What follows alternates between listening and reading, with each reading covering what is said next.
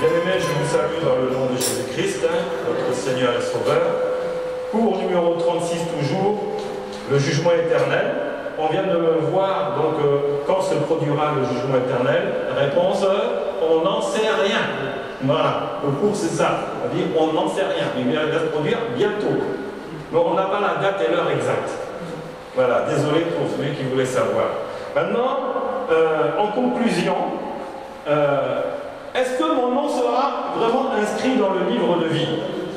C'est là qu'on va finir, où on va essayer de s'examiner nous-mêmes, disant non, il faut que dans tout ce que j'ai entendu, moi je crois, mais il faut que tu rentres en toi-même pour savoir si en toi-même tu es vraiment, tu marches selon la volonté du Seigneur.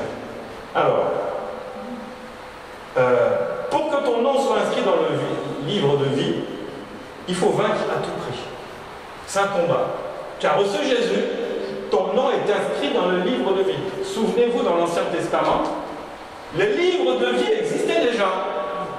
Et le Dieu voulait retrancher le peuple du livre de vie. Vous vous souvenez de ça, on en avait parlé il n'y a pas longtemps. Et Moïse a supplié, il dit non, retire-moi de ton livre de vie, mais garde ton peuple dans le livre de vie. C'est-à-dire que le livre de vie existe depuis déjà bien longtemps. Ils sont inscrits. Et que fais-tu de ton nom qui est inscrit dans le livre de vie? Tu ne peux pas le mettre dans un coffre-fort, vu que tu n'as pas le livre de vie avec toi. C'est Dieu qui possède ça. Donc tu dois garantir.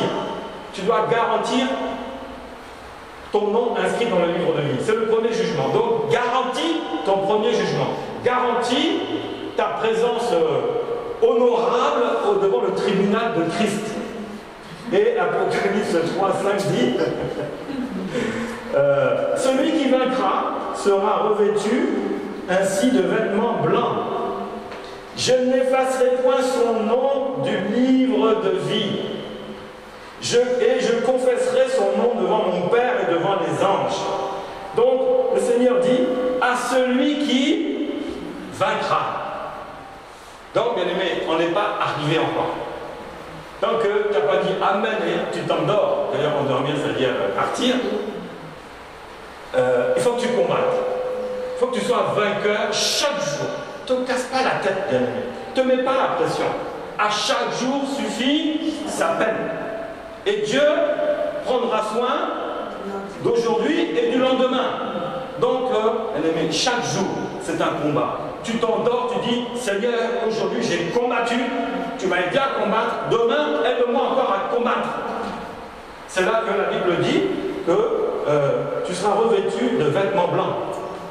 Sanctification. Le péché n'a pas de place. Tu combats. Le péché ne peut pas rentrer avec toi, être inscrit dans le livre de vie. On a vu, ce n'était pas possible.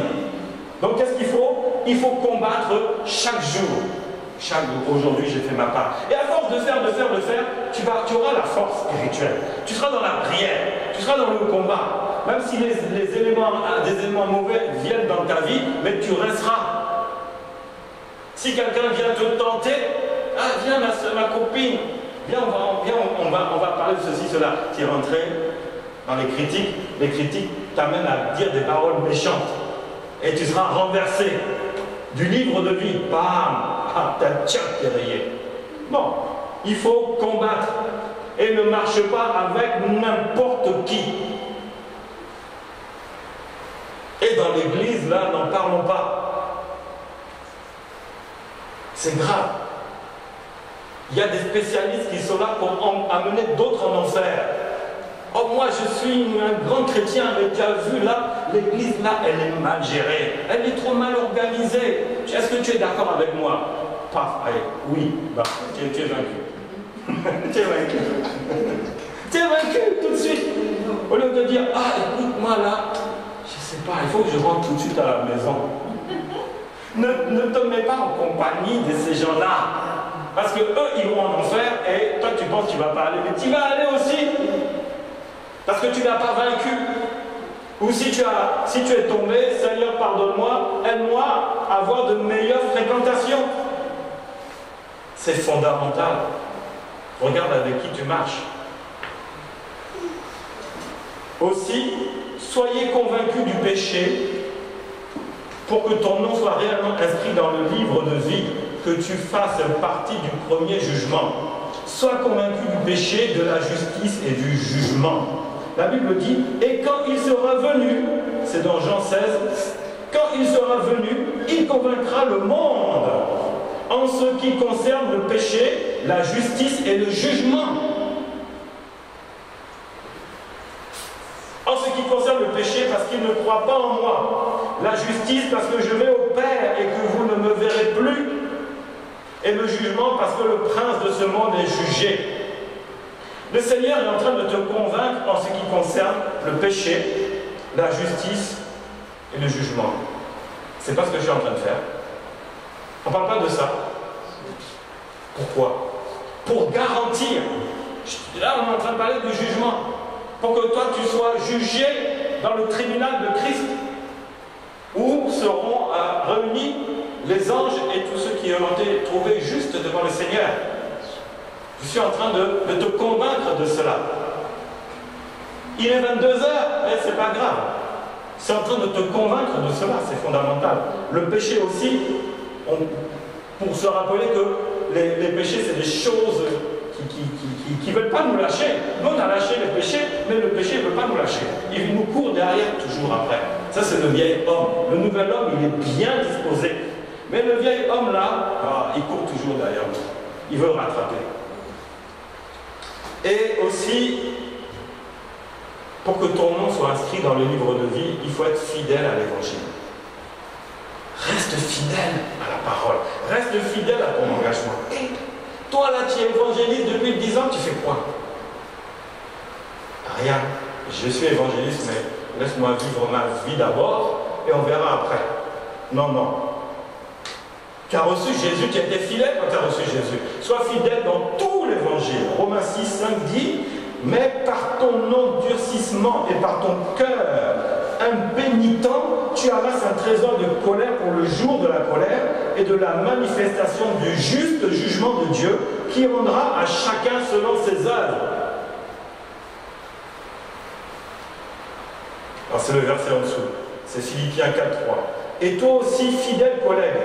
Là, c'est Paul qui parle. Fidèle collègue. Collègue, c'est-à-dire qu'il s'adresse à un ministère. Parce que Paul était ministre de Dieu, n'est-ce pas?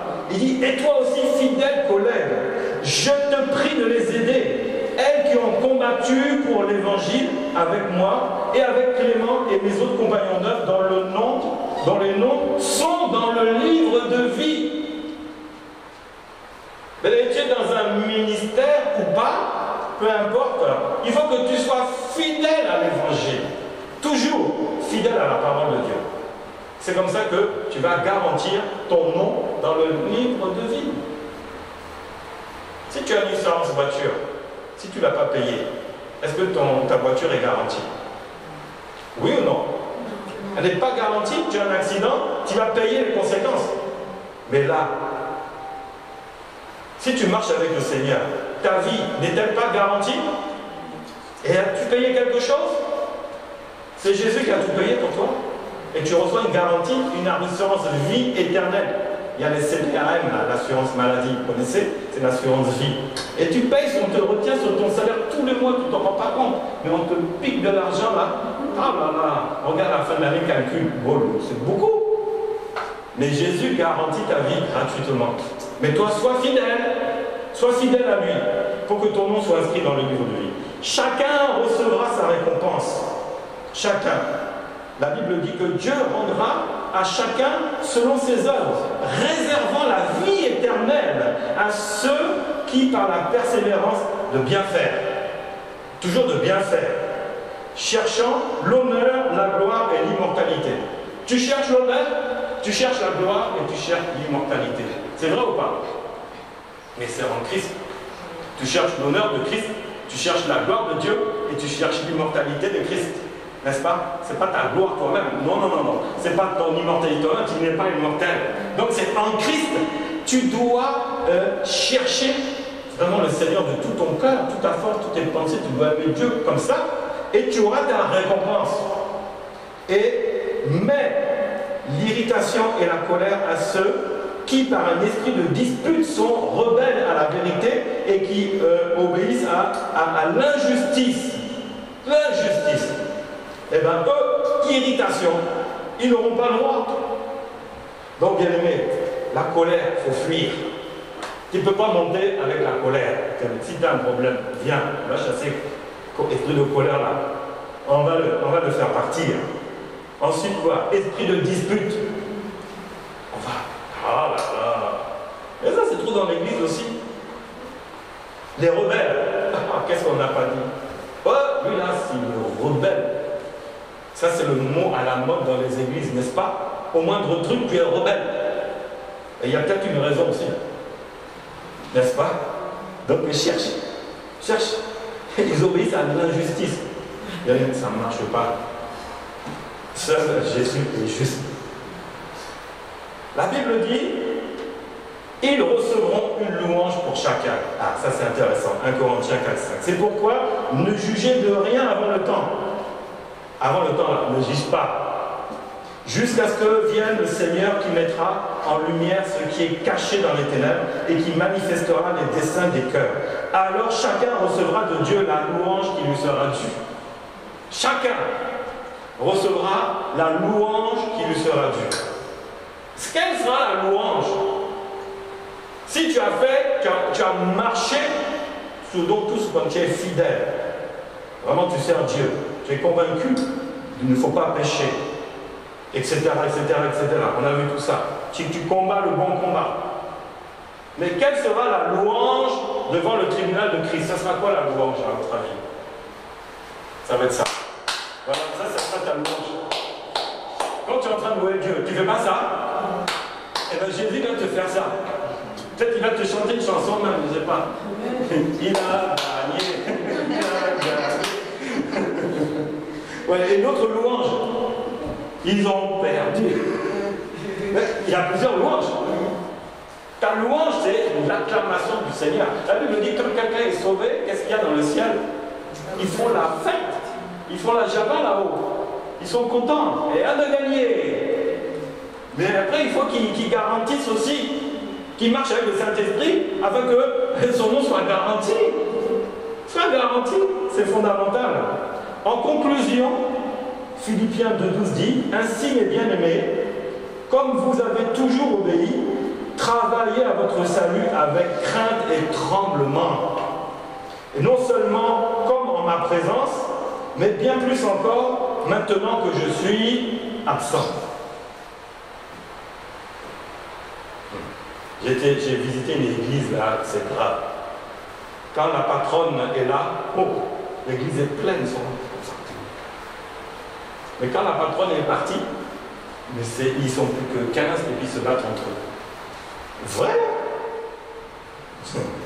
Dimanche dernier, il y a 2 jours, waouh! J'ai dit, mais c'est grave là. C'est exactement ça. Travaillez à votre salut avec crainte, bien aimé, et avec tremblement. Travaillez à votre salut. Pourquoi? Parce que le salut, tu l'as reçu gratuitement. Mais tu peux le perdre aussi gratuitement. Hein? Ah oui? Ce que tu n'as pas payé. Si je te donne 100 €,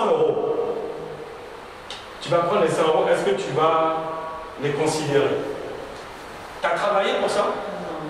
Non. On te donne un cadeau. Est-ce que tu vas les considérer? Oh, la belle paire de chaussures. Poum, allez, 100 € j'ai payé. De rien! Mais si vraiment tu as... Toi, Jésus a travaillé pour toi, et toi, tu t'engages. C'est-à-dire que tu travailles à ton salut. Non. Si tu as reçu tes 100 € par toi-même, là, tu vas faire un projet. Je vais gérer ça comme ça, comme ça, comme ça. Je vais tenir le plus longtemps avec. Dieu t'a donné le salut pour que tu tiennes le plus longtemps avec. Pour ça qu'il faut que tu travailles. Il faut que tu multiplies ce salut. Et le Saint-Esprit va t'aider à multiplier ce salut. Sans moi, vous ne pouvez rien faire. Voilà comment ton nom est inscrit dans le livre de vie. Comment aussi ton nom il sera garanti dans le livre de vie. Ça, c'était l'exhortation. Elle est importante. Au moins vous êtes au courant. Quand il y aura le tribunal, on est au courant hein, de tout ça. Là, moi, ça a été dit, tu vois, ce jour-là, là, à 22 h, c'était un mardi. Je t'avais parlé. Ah, 22 juillet 2014. Ah, il va ressortir ça. Tout est noté, tout est inscrit, tout. Est-ce qu'il y a des questions à poser pour ça? Non? Il n'y en a pas? Romain, tu sais comment garantir que tu sois dans la première vague de jugement? Pas dans la... Dis à ton voisin, sois pas dans la deuxième vague de jugement. Sois dans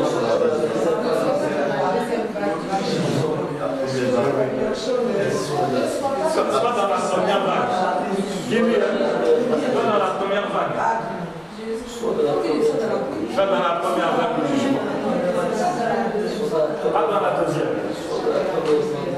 Je voudrais que nous tous on soit au même endroit. Amen. On sera tous comme des anges. On va se regarder différemment. Alléluia. On va penser différemment. Comment? Non, j'ai dit, on va parler, c'est possible. Non, il n'y a plus à faire de pasteur. Oh, ange Ruth. Ange Sarah. Ça va être ça. On avait dit, il n'y aura plus le mari et femme. C'est fini. Donc là, tu n'es pas marié. Marie-toi vite. Parce que après là, ça sera fini pour toi. Hein, on a vu tous les célibataires qui sont là, mariez-vous. Hein. Sinon, vous n'allez pas connaître les plaisirs du mariage, la joie d'être ensemble. Après là, ça sera trop tard. Ça, c'est clair et net. Vous serez comme des anges. Voilà, il n'y a plus d'autres questions. Que Dieu vous bénisse.